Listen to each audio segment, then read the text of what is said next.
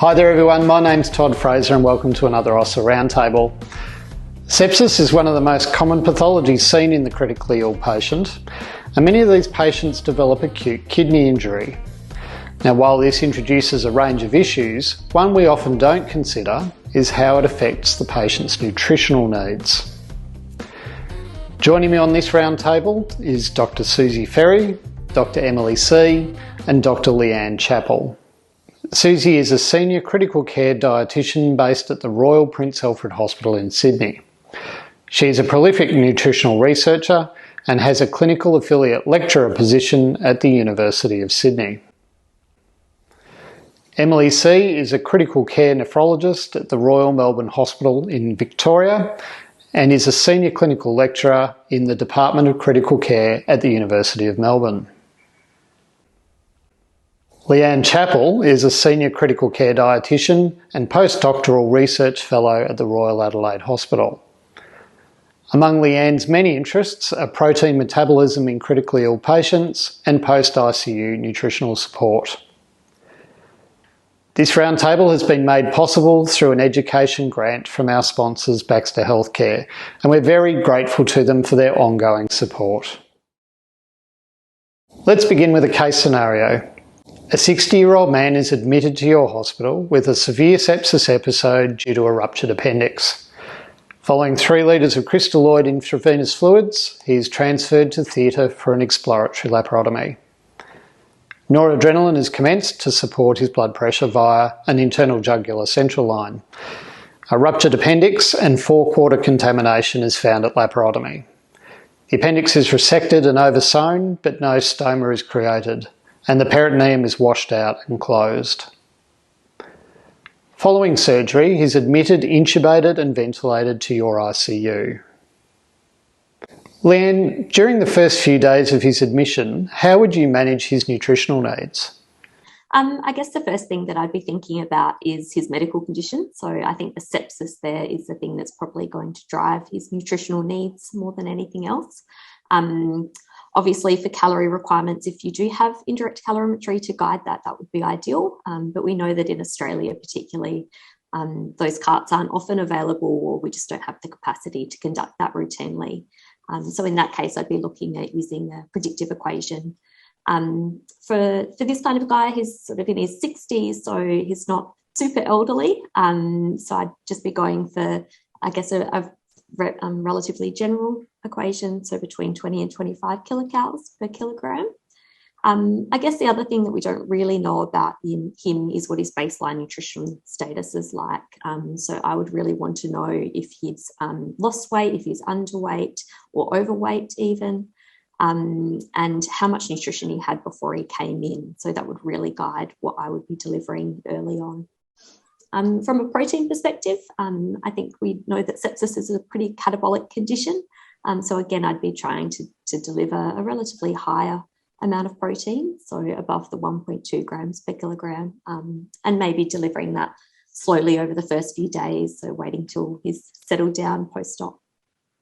Leanne, it's sometimes a challenge to deliver on the targets given in these predictive equations in the first few days. What would you consider acceptable or a success?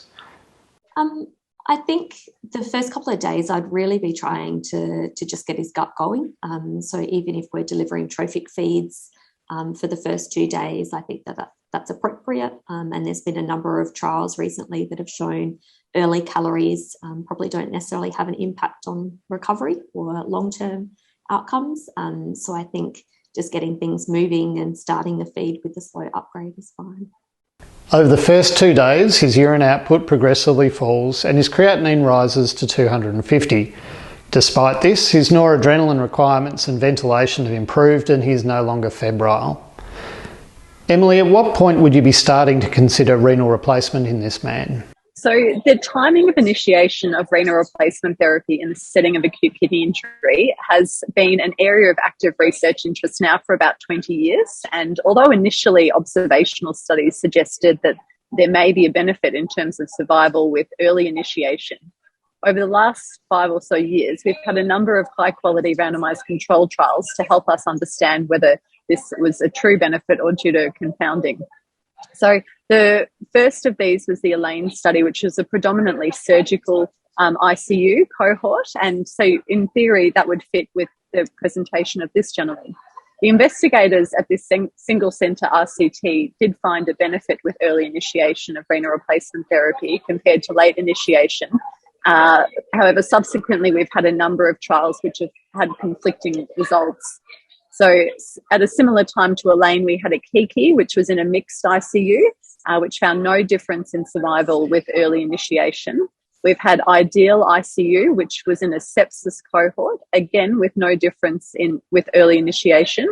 And most recently, we've had the START AKI trial, which was a large multinational randomized control trial with almost 2,500 patients, which found no difference between early and late initiation in survival. And some of the secondary analyses have even suggested harm with early initiation.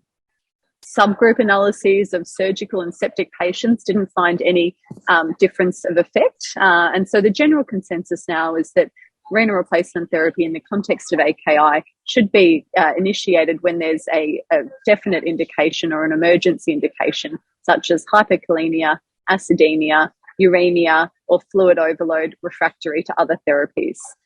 So in this gentleman, based on the current information that we have, we don't have enough of an indication for renal replacement therapy, but he's certainly a high-risk patient who'll need to be watched carefully over the coming 48 hours. Suzie, how does his acute kidney injury change your approach to the initial nutritional management? I don't think it does change my plan particularly. I mean, normally, like AKI is a very catabolic condition.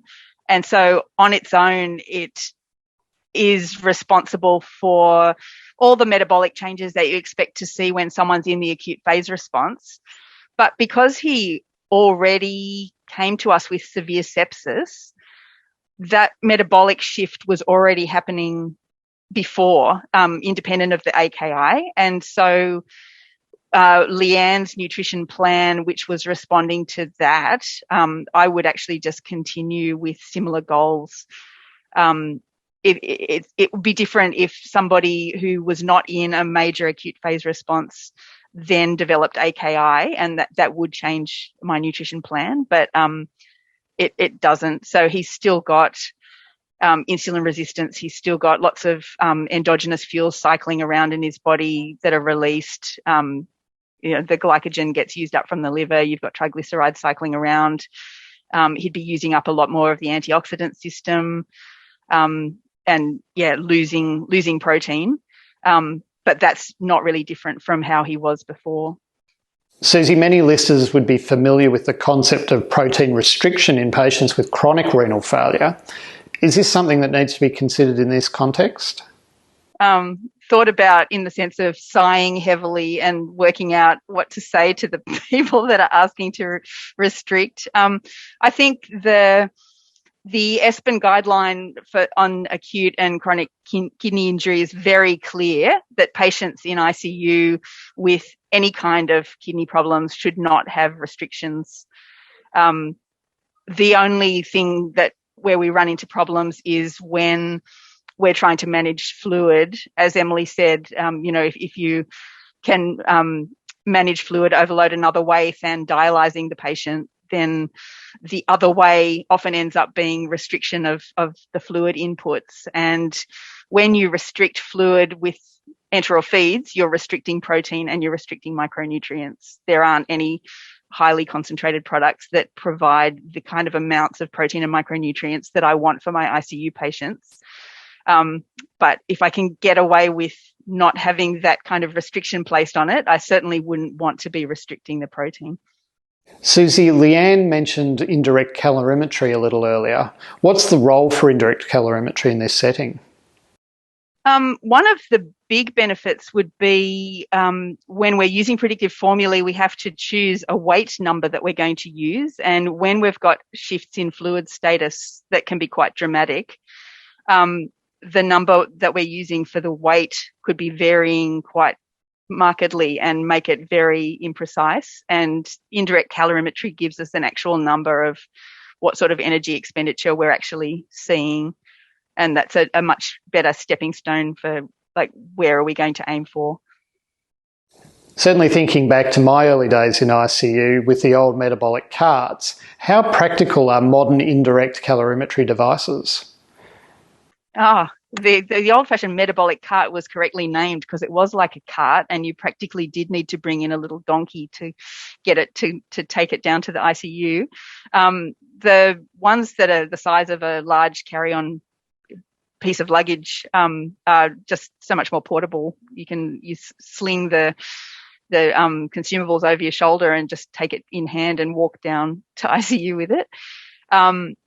That's not the only thing that's practical about the newer models, but the actual the interface where the little screen tells you how to set it up, tells you how to put it into the ventilator circuit, and gives you output that is directly usable in actual calories, rather than you having to plug the numbers you get into any kind of equation or anything. So sort of self-explanatory output is a boon. It's made a big difference. Leanne, now that we have these targets in mind, is there a preference for whether they're delivered with enteral or parenteral nutrition, or are they interchangeable? I think really the amount of nutrition that you get can be given in any form, but we do tend to have a preference for enteral nutrition for a number of reasons. We know that enteral nutrition delivered directly into the gut can be good for the gut modulation effects, even if it is just trophic levels rather than full goal.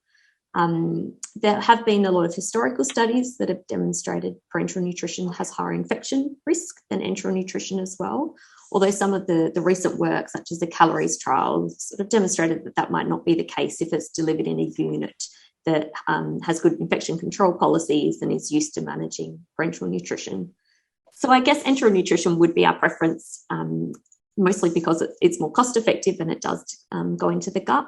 The only reason I maybe would be using parenteral nutrition in someone with an AKI is if there's a clinical indication that that's required. So if they have severe gastroparesis that we can't get on top of with normal management strategies like prokinetics or post-caloric feeding. So that's the only reason I'd be progressing to parenteral nutrition, is if we can't meet their needs enterally. How important is it to establish this goal rate in these patients? I think that probably needs to be a case-by-case basis. Most international guidelines sort of say around 5 to 7 days. If you're getting a little bit of nutrition in, then that's not going to be as a pressing issue than if the patient can't tolerate anything.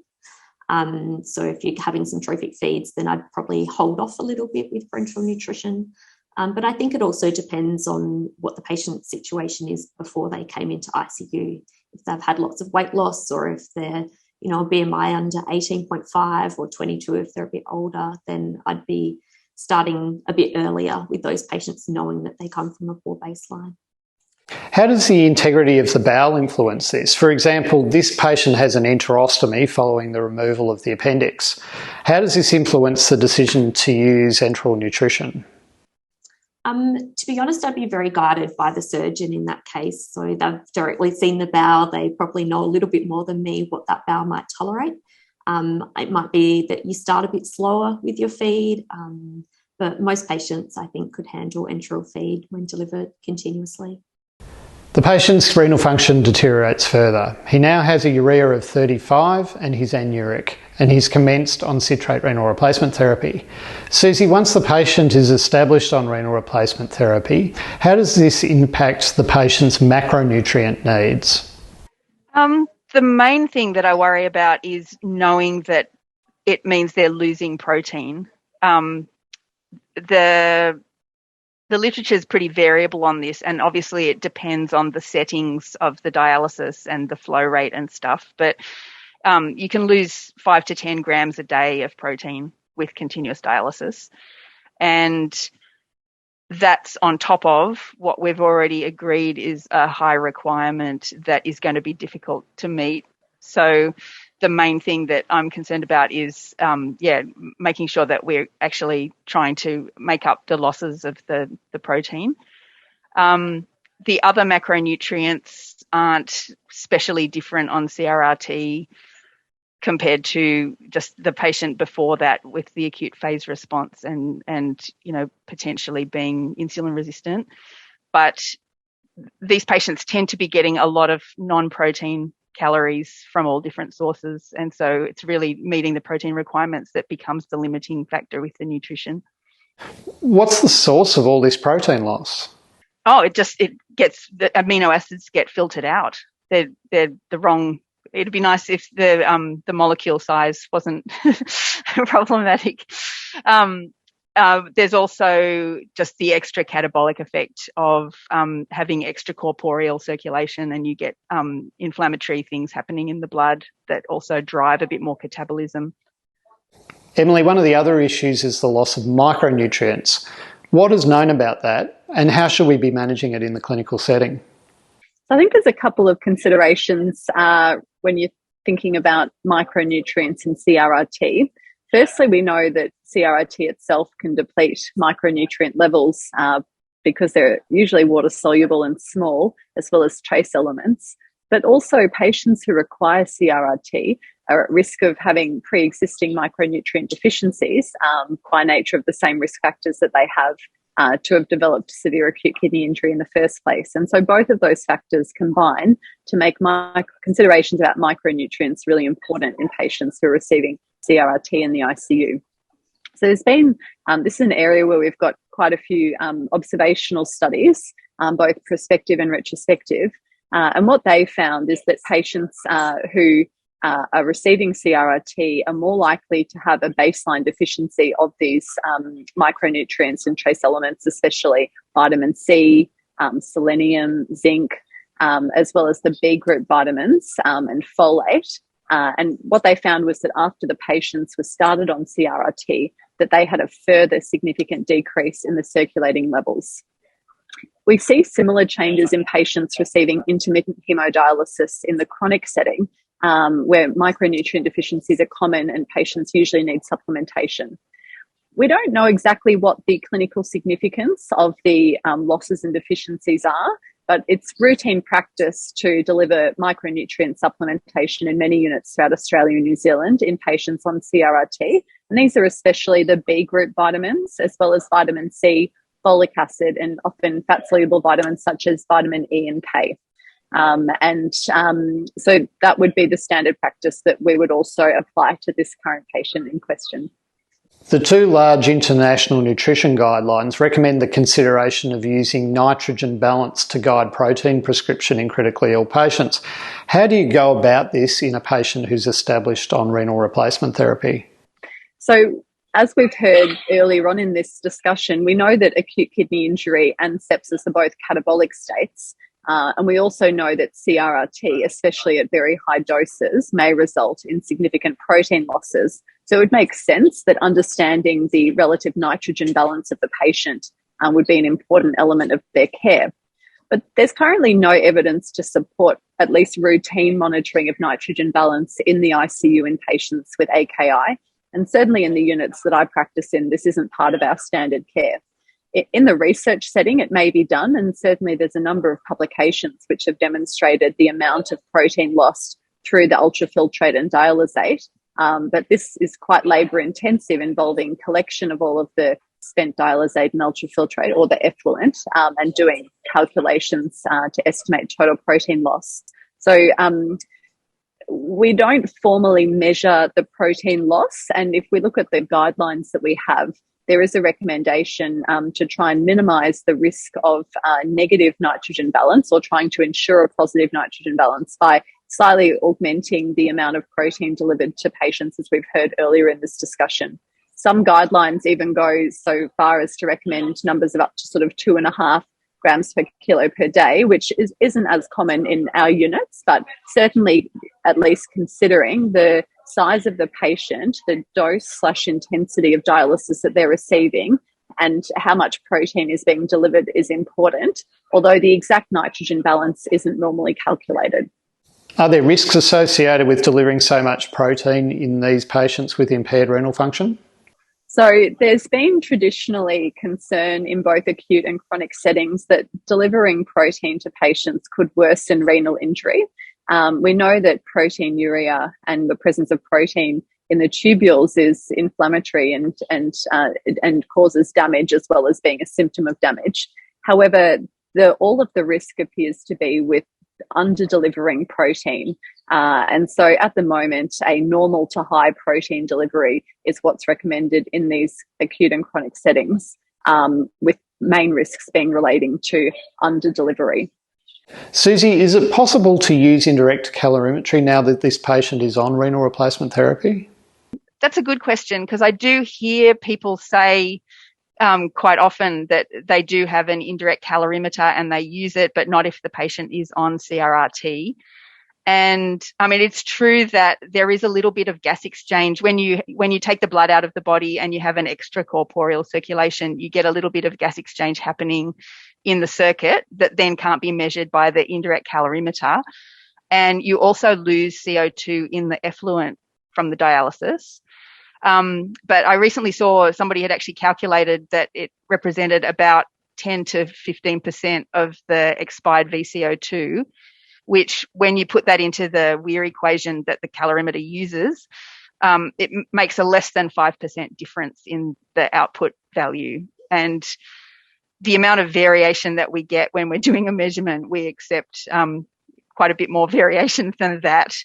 And certainly compared to the amount of variability in an estimation equation, you're still a hell of a lot more accurate, even with that little fluctuation from the dialysis, than you would be if you were just trying to do a rule of thumb or an equation. So I think it's still worthwhile doing the measurement if you've got it available. Leanne, with all the competing priorities for protein, fluid balance and electrolyte management, how do you use the different compositions that are available to tailor your therapy to the patient's needs? I think, Todd, as Suzie mentioned earlier, the protein is by far the more important element to be trying to achieve here. So there are a lot of sort of more renal specific formulas that have probably been used more historically in the past. I know that my unit doesn't use these at the moment, and they tend to be probably more designed for a chronic renal failure patient. So they're more fluid restricted and lowering sodium, potassium and phosphate. We find that when patients, particularly when they're on the filter, these elements or these micronutrients aren't, or electrolytes aren't as high a concern. They don't tend to raise as quickly or as elevated as a chronic renal failure patient. So we don't tend to see a specific need for those types of renal formula.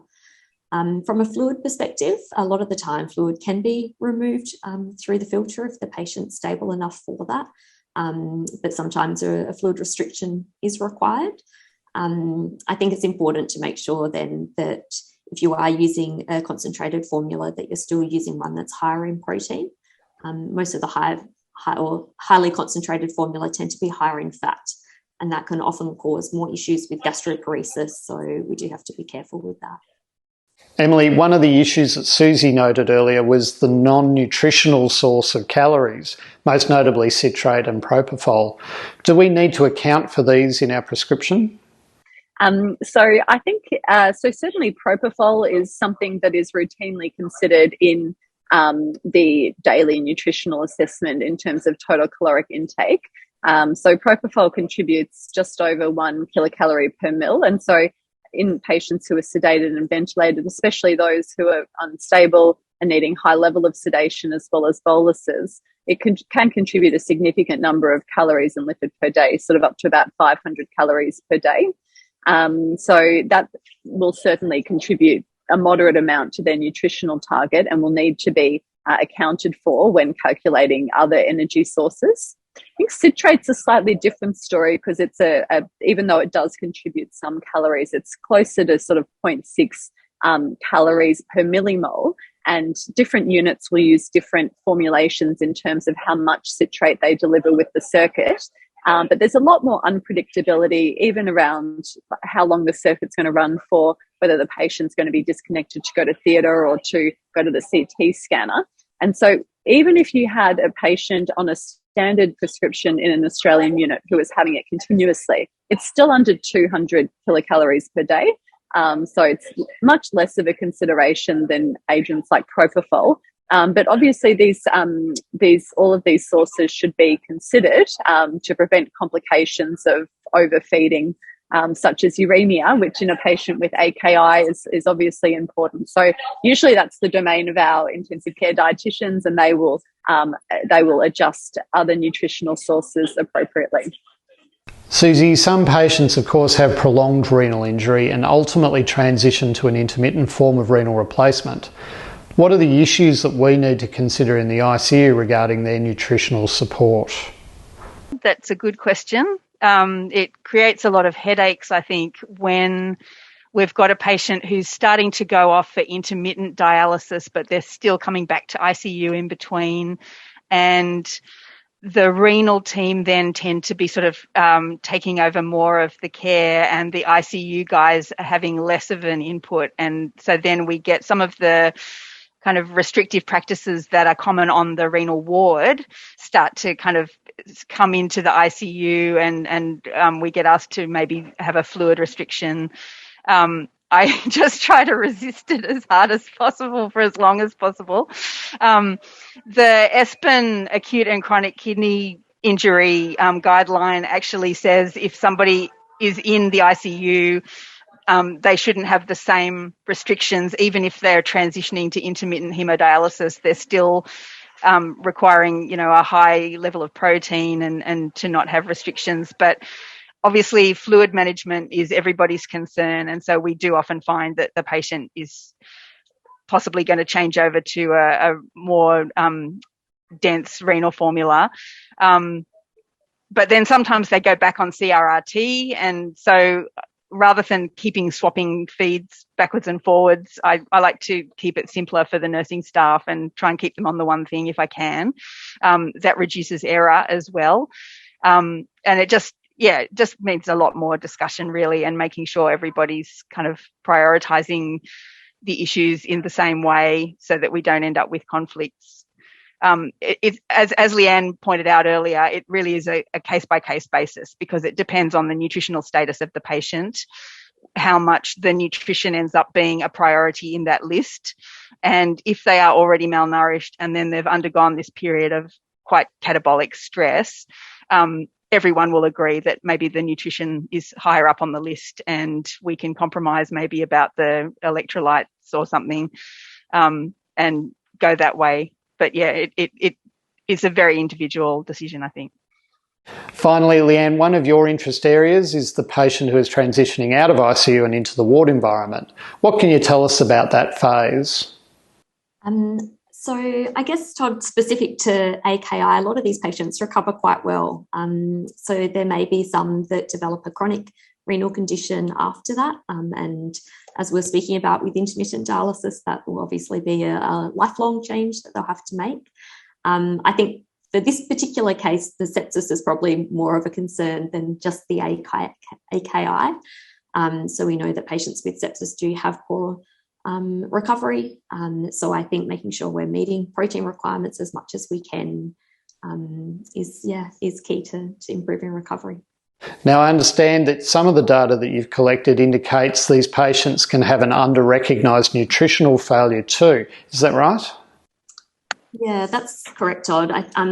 There's quite a lot of focus on that post-ICU phase now. So most nutrition studies up until recently have really focused on early nutrition, with most studies delivering only up to maybe day 14 of ICU, if that.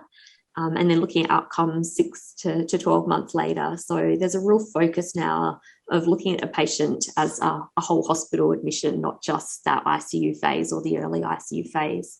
So some of the early work from my PhD was specific to traumatic brain injured patients, but it showed that patients actually had worse intake orally on the ward than they did when they're in ICU. So that early phase where we're really worried about the patient, they're actually doing pretty well. And then things just got lost afterwards. And Emma Ridley's done some work since then to demonstrate the same thing in a more general ICU population as well. So definitely need to focus more on overcoming some of the barriers that patients face after they leave ICU. Suzie Ferrie, Emily C., Leanne Chapple, thanks so much for being on the roundtable. Thanks very much. That's all we have for you on this episode of Osler Roundtable. Thanks once again to our sponsors Baxter Healthcare and to our amazing guests. See you next time.